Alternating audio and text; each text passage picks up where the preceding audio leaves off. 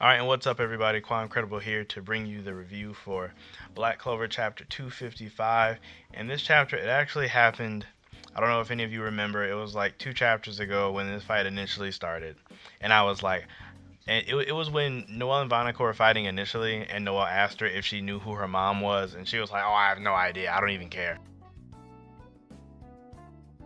I really hope that when Noelle eventually beats her or gets to like stand on more even ground with her, and Monica's in like a situation, I really hope Monica's like, oh my gosh, you're the daughter of that girl. I really hope that doesn't happen. That is super cliche and played out. I do not want that to happen. That whole I've just now remembered who you were after I said I didn't care. I hate that so much. And I remember saying I really hope she doesn't just randomly remember who she is, because that's so corny. And lo and behold, she just randomly remembered who she is, and that is just so corny to me. It's like, if you're gonna make somebody remember who someone is, just have them remember from the start. Like, what was even the point of that? It was just stupid. Like, it was just so dumb to me. It's so lame. But that aside, into the chapter. It starts with basically Noelle stabbing Vonica, just trying to get her to stop from basically attempting to kill Laurel Petchka, and then she does like her like point blank range Sea Dragon's Roar. I don't really think this was a new spell. Like, I just think it was just that, a Sea Dragon's Roar at point blank range. That looked really dope. Then Vonica interrupts it with that red beast like magic spell or whatever. And see, this part right here is kind of weird because like Vonica coughs up blood here, but she's saying, see, your attacks don't do anything. It's like, the one way you could take it is that Noelle did damage to her, and like Vonica was shocked to be because of it, and then remembered who she was, or then remembered Aesir. Or you could take it as she like hit her, and like it didn't really matter, and then she just happened to remember, and that's why she looked shocked afterwards. Is really kind of weird to me, like that whole thing, how that played out. I mean, me personally, what I think happens, like, she hit her and she coughed up blood, and I don't really think Vonica necessarily cares about taking damage. Like, similar to Zagrid, it didn't really seem like he cared about getting hit by anything. Like, I have no doubt Zagrid could have avoided that big combination spell that like Lich did, like that Eon Blade or whatever. I can't necessarily remember the name, but I think he could have avoided it if he really wanted to, but he just chose not to because it couldn't kill him. It's one of those things where I think that like Vonica in this instance was just choosing to not avoid Noelle's attack because it wasn't going to do anything. Just because Noelle isn't like she isn't arcane or necessarily strong enough, I guess, to do anything. This also gets into my next part, like what I was talking about earlier, the part where Vonica just remembers who she is randomly just because of plot, and it's just like, it's just such a corny thing to me. It really is. Like, I don't know why. I know some people like it, but it's just not for me. I don't know. I'm not saying it's bad. It's just not for me. Um, and then we also see that like Noelle's grimoire is kind of lighting up for a new spell. I'm going to touch on that later. I just want to get through the chapter first before I talk about that spell or what's happening in her grimoire. But like I was saying, Vonica has the great idea, or questionable idea, I should say, to kidnap Laurel Petchka in attempts to make Noelle get stronger, because apparently she kidnapped some kid from Aesir, and that's what made her mom get apparently way stronger. So she's gonna try to do the same thing to Noelle with Laura Petchka. Now it doesn't seem like she cursed Noelle at all or anything, so like that appears to be cool. But I don't. It just seems weird to kidnap Laura Petchka. Like, it just seems odd. I know a lot of people think that Laura Petchka was gonna die and she gave off the death vibes, but I never really, like I said before, was one to think she was gonna die. And this being the absolute perfect time to kill her, I really don't think they're gonna kill her now, just because it's like, what would be the point of kidnapping her just to kill her? It's just kind of weird. Anyway, after that, Vonica's like, I'm about to dip, and she like detonates all of her dark disciples, which was super weird to me. I definitely didn't see that one coming. I mean, I was wondering how the threat of the dark disciples was going to be handled, since they can't die as long as Vonica is alive, and there was definitely no way they were going to kill them. So like, I was just really curious to know how they were going to deal with that. But I guess Tabata having the great idea to blow them all up works too. So now this raises the new problem of how in the world is everybody going to live through this? Because, like, I mean, Charmy might be able to just survive it just because she has that whole gag armor, and Luck is really fast, so he might be able to outrun it, and possibly Gaja too, since he's the fastest spirit guardian. But like, that they're still like worried about Mimosa because she's right there, and she's not necessarily known for her speed or defense. Same thing for Leo. He's not necessarily known for his speed or defense. The defeated Spirit Guardians, like, where are they going to go? Because they're like hurt, as well as just the citizens that were in the area, like, while those people were fighting. It's like, what does everybody do? So like, this is kind of where I think, I don't know.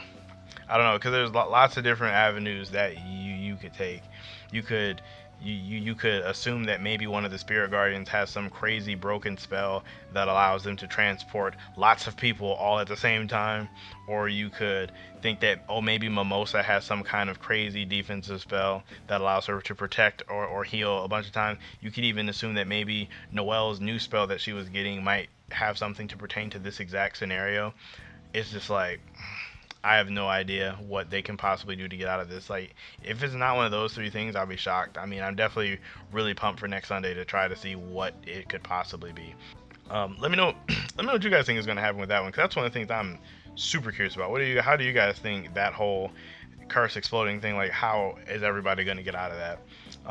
And then aside from that, we go back to Dante's fight with Yami. Now, this fight really looks like it hasn't really gotten anywhere. Like, Yami just keeps cutting Dante, and Dante just heals it off. So it's just like, this is kind of dumb. I don't know. When we flash back, like, I obviously knew we were going to get back to this fight at some point, but I kind of wish that it would have progressed a little bit. But it's fine. It's almost like this. The end of this chapter was just set up for the progression of it next week, which I'm super pumped for. But essentially, Dante's saying he's going to show him the true power of a demon host, which is interesting. Because I wonder, is he going to go like the full 80%, or is he just going to use like some crazy spell in this form, like right now? Like, what exactly does that mean? Is he going to use both his magics together at the same time? Like, I really have no idea what exactly that means for the true power, but I guess we're going to see. With that being the chapter, I definitely want to go back and talk a little bit more about Noelle's Grimoire Shining for her new spell. So this could be a lot of different things, honestly. Like, the things that make the most sense to me is, like, obviously you get spells in a moment of need. So, like, it could be a protection spell. I know lots of people don't really want that. They don't really want, like, an upgrade. Like, they don't really want a upgraded Sea Dragon's Nest or Sea Dragon's Cradle, whatever. Or Sea Dragon's Lair, I think it's one of those. They don't want an upgraded defense spell, and I'm also one of them. I mean, it kind of makes sense if she gets a spell that's able to protect everybody all at the same time, but I kind of don't want to see that. I've also seen people speculate that it could be a healing spell since she's taken a lot of damage. Some people have also speculated that it could be some type of spell that can affect otherworldly magic, such as how Yuno got Sword of Zephyr, and that's able to affect otherworldly magic. The people were speculating that it could be something along those lines. And then the big one that I've seen a lot of people say that makes a lot of sense is her getting Undyne, the water spirit. Now, I am not an advocate for this at all. I do not want her to get the water spirit. And like, my main reasoning for this is like, I feel like I feel like Asta, Yuno, and Noelle are all very different in like how strong they are and like their like strengths. And like I know I talk a lot about being stronger than Noelle or Asta being stronger than somebody or whatever, but realistically I don't really think they're that far apart. Like, I don't think the gaps are super huge. I mean, if someone, like, you could honestly argue that they're all relatively equal to each other, honestly. I mean, I might just be a little bit biased in thinking stronger, but I mean, I can say that.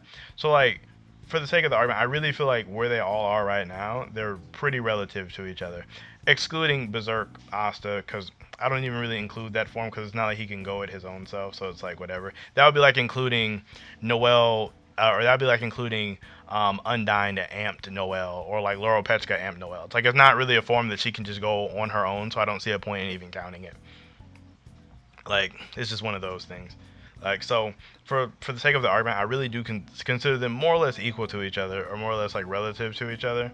So like, I feel like Noelle getting the water spirit would just throw the balance of that like way off. Like, I feel like it would just, because she's already basically on their level, so like, it just pulls her that much far ahead. And I guess there's nothing innately wrong with that, but it's just like, what would be the point of having three characters close to each other just to make one of them just randomly pull way far ahead? I don't know. It's just what I think. Also, another reason is I don't think the Clover Kingdom needs three spirits. Like, it just seems excessive to me. Even if Noelle gives it back at some point to Laurel Petra, it's just like, why even give it to her at all? Like, why can't she just get stronger on her own? Like, why can't she figure something out on her own to get more powerful? Like, why does it have to be something given to her out of nowhere. Whereas like it seems like Austin, might have to work out something. Like Austin's obviously going to have to learn how to use his anti-magic devil more effectively. Whereas Yuno's obviously going to have to like get better control of Bell or practice or train more to get something. Why just give her something? I don't know. It just doesn't sit well with me. I mean, but like aside from that, I don't really have too much of a problem with it. Let me know down below if you guys want Noelle to get Undyne or if you guys don't want her to get Undyne. Because I mean, something has to happen to Undyne at this point. Because I believe she was still there, so we're just gonna see on that one. As for next week's chapter, unfortunately, as much as I would love to know what happens to the group in the Heart Kingdom, I don't think we're gonna go back there for a little bit. I do really think Tobias is gonna focus in on this Dante fight where he's gonna show like his full power, and I do believe he is unfortunately gonna capture Yami just because like it's just not set up for Yami to win this fight, in my opinion. I just don't think so. So we'll definitely see on Sunday. I would like to know you guys' predictions on that as well. And I think that pretty much covers all of the main points of the chapter I wanted to talk about. The Yami stuff, the Heart Kingdom stuff, and Noelle spell. Yeah, that's basically everything. So overall, I think the chapter was really good. Like, we got some dialogue, some action, and some progression, so I can't really complain about that. Really good chapter overall. Like most things, I definitely want to know how you guys felt about the chapter and what you guys are excited for next week. Again, like and sub to the video if you guys enjoyed, and I will see you guys next time.